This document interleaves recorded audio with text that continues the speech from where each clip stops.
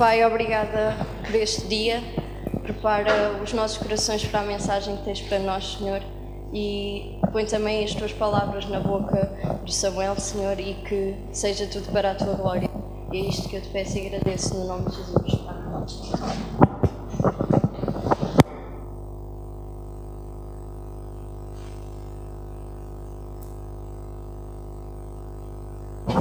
Esa mañana cantar tenemos esperanza. Tenemos esperanza. Ese himno fue escrito por un obispo metodista que era poeta, traductor de... Tengo un libriño de devocionales para a oración diaria que llama-se o Diário de Oração Privada. Eu não sei se está em português, mas é de John Bailey, um teólogo britânico, e Pagura traduziu. Eu uso às vezes esse livrinho e me lembro dele, porque Pagura, além de ser poeta e bispo, lutou pelos direitos humanos na Argentina, na época em que era mais difícil.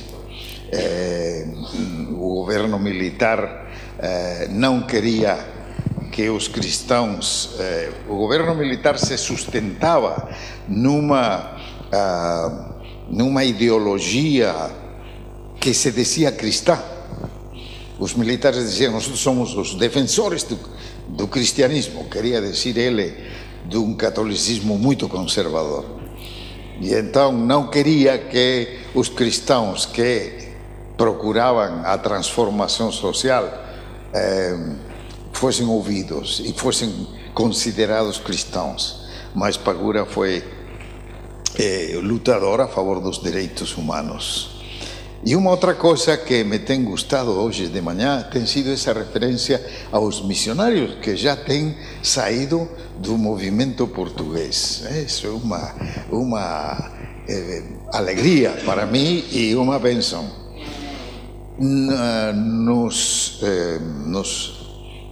Vamos a dizer, depois do século XVI, no movimento missionário, os estudantes têm jogado um papel fundamental. De alguma maneira, Deus usa aos universitários e tem sido uma força na evangelização do mundo. Geração tras geração, em situações e circunstâncias muito diferentes. Mas lá na mesa de livros tem um livrinho muito bonito por Antônia Leonora van der Meer, que é mais conhecida como Tonica. A Tonica, eu tenho que contar a vocês a história da Tonica. No ano 76, o ABU de Brasil decidiu organizar um congresso missionário. Não estavam seguros de que os estudantes tivessem tanto interesse, mas organizaram um congresso missionário e só tinha vagas para 500 pessoas. Mas houve 3.000 solicitudes, se diz? 3.000 pedidos de inscrição. Então eles tiveram que tomar um exame, fazer que as pessoas que queriam lessem e dessem um exame. E eu tive o privilégio de estar naquele congresso missionário. E como resultado desse congresso missionário, 3 pessoas do Brasil sentiram um chamado à missão. Um deles é Tonica. E Tonica vem de ascendência holandesa, é brasileira, mas de ascendência holandesa, de modo que é alta e loura, e ela queria ser missionária. Ela tinha trabalhado no serviço diplomático da Holanda, no Brasil, mas deixou todo e decidiu ir a Angola. E lá foi a Angola. E teve experiências, porque era o período de liberação de Angola, era um período, e vocês sabem disso, sem dúvida. E no meio dessa situação, Tonica foi a trabalhar na evangelização e formação de estudantes. E ela escreveu um livrinho que chama-se Missionários Feridos, que está aí na mesa. Hoje eu vou falar de alguns livros, mas esse está aí, Missionários Feridos, e é escrito por uma moça que sentiu o chamado à missão nas fileiras do movimento universitário. E seria interessante se eu encontrasse, se Deus me dá mais anos de vida, de aqui a 5 anos com alguno de vocês em algum campo missionário. Já tenho tido essa experiência. Nós tínhamos no Peru um missionário que veio dos Estados Unidos e eu apreciava muito a ele, éramos amigos, e um dia ele disse: eu necessito que você me aconselhe, tenho um problema. E eu digo: mas estou ocupadíssimo, tenho várias viagens, está um pouco difícil. Não, mas você me tem que ajudar, porque eu estou aqui por causa de você, porque você falou na Urbana, no grande congresso missionário que os americanos fazem cada 3 anos. E eu lá decidi vir de missionário ao Peru, assim que você me tem que ajudar. Então, fizemos tempo e ajudamos. A filha deles é agora também missionária entre estudantes internacionais. De modo que o âmbito universitário tem sido uma fonte de missão, de cooperação na missão cristã. E como eu acho que eu disse ontem, quando Jesus Cristo enviou os seus discípulos para ser missionários, não tinham muitas possibilidades, humanamente falando,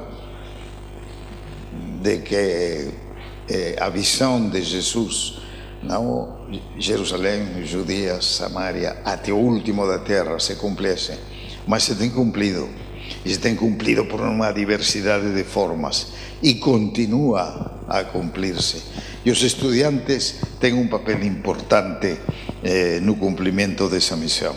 Nós vamos a ver agora o segundo estudo de caso no capítulo 17 de Atos. Ontem nós vimos a entrada do Evangelho na Europa, vimos a entrada do Evangelho em Filipos, e agora vamos a ir a Atenas.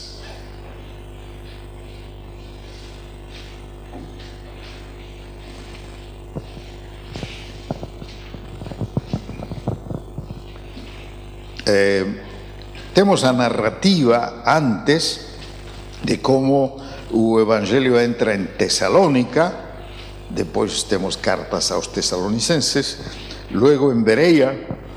Em Bereia é interessante porque tem se tornado esse Bereia um lugar interessante para nós os estudantes da Bíblia, porque diz no versículo 11, 17:11 de Atos: estes de Bereia eram mais nobres que os de Tesalónica, pois receberam a palavra com toda a avidez, examinando as Escrituras todos os dias para ver se as coisas eram de fato assim.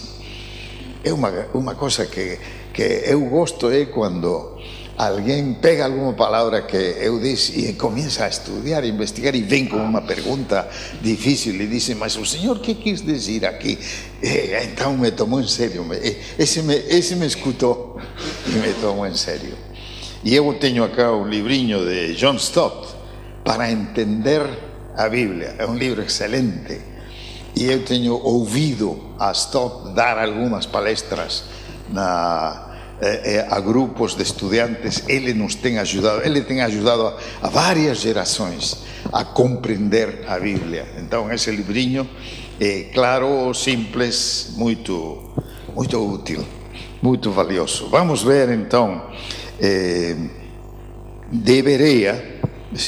Dice que versículo 14, os irmãos proveram sem detença a partida de Paulo para os lados do mar. Porém Silas e Timóteo continuaram ali. Os responsáveis por Paulo levaram-no até Atenas e regressaram trazendo ordem a Silas e Timóteo para que o mais depressa possível fossem ter com ele. Então, Paulo está em Atenas, mas está sozinho. Paulo sempre é parte de uma equipe, era parte da súa política misionaria, sempre unha equipe misionaria, mas nese caso está solo. E agora é interesante a narrativa de Lucas. Enquanto Paulo os esperaba en Atenas, o seu espírito se revoltaba en face da idolatría dominante na cidade. Por iso disertaba na sinagoga, entre os judeus e os gentios piedosos, tamén na praça, todos os días, entre os que se encontraban ali. E algúns dos filósofos epicúreos e estoicos contendían con ele, habendo quien preguntase: ¿qué quer decir este tagarela? E outros: parece pregador de extraños deuses, pois pregaba a Jesús e a resurreição. Então, tomando-o consigo, o levaran ao Areópago, dizendo: poderemos saber que nova doutrina é esa que ensinas, posto que nos traces aos ouvidos coisas extrañas. Queremos saber o que ven a ser isso, pois todos os de Atenas e os estrangeiros residentes de outra coisa não cuidavam senão dizer ou ouvir as últimas novidades. Uma descrição da cidade de Atenas. Esse momento no qual sucede isto não é o momento de maior glória de Atenas. A maior glória de Atenas tinha sido uns 200 anos antes. Mas ainda, Atenas era uma cidade com fama de ser centro intelectual. Agora, Lucas describe com um pouco de ironia, não? Essa atitude em Atenas. Dice, versículo 21, todos os de Atenas e os estrangeiros residentes de outra coisa não cuidavam senão de dizer ou ouvir as últimas novidades.